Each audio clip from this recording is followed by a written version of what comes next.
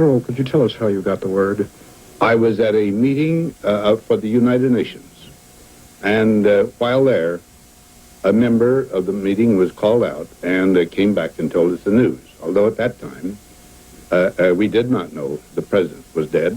We did not know when I got back here at that time that he was dead. But, matter of fact, we had the last message we had was one rather of hope.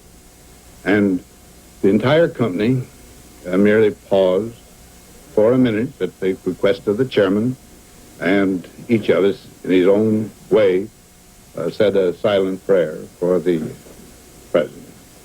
Should there be any concern, sir, over national security at a time like this?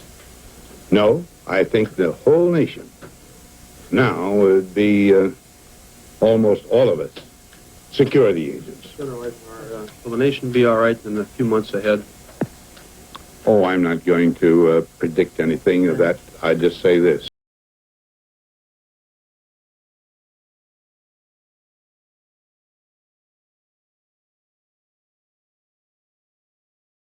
Thank you, Mr. President. History have assassinations affected the political course of events? Well, of course, in Lincoln's assassination, the presidency went to a man who was a registered Democrat, Mr. Johnson. In Garfield, I doubt that there was any. And, of course, McKinley, that brought in Theodore Roosevelt. Of course, there have been other attempts in late years. Mr. Truman was at a grave threat to his life, and Mr. Roosevelt, just before he was inaugurated, you remember, down when Mayor Cermak was killed, ran a very grave risk. These things have happened, and it seems inexplicable to me, because Americans are loyal. And it's just this occasional psychopathic sort of accident that occurs, and I don't know what we can do about it. Could you say anything, General, about how people will feel abroad from all your experience with the United Nations and others? How will it be taken abroad? Well, I think they will be a bit bewildered. This, in the civilized countries of the world, this doesn't happen so often. And you remember in the starting of World War I, the murder of the Archduke Ferdinand, I think his name was. Why, this itself almost, is one of the contributory causes to that war. And, but here, I just don't know what happens.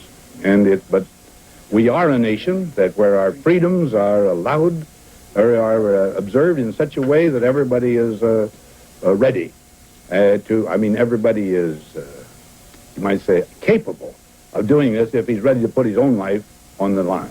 General, how will you spend the rest of today and tomorrow? How will you spend the rest of today and tomorrow? I have canceled the dinner date that I had for tonight. Tomorrow, I'm going immediately to my home, and if I am wanted for any purpose whatsoever, I will, of course, be available. Would you have any advice for the American people at this time? No, as I said, I know the American people will stand solid, and they will not be stampeded. Thank you, Mr. President. All right. Thank you very much. Good night, fellows.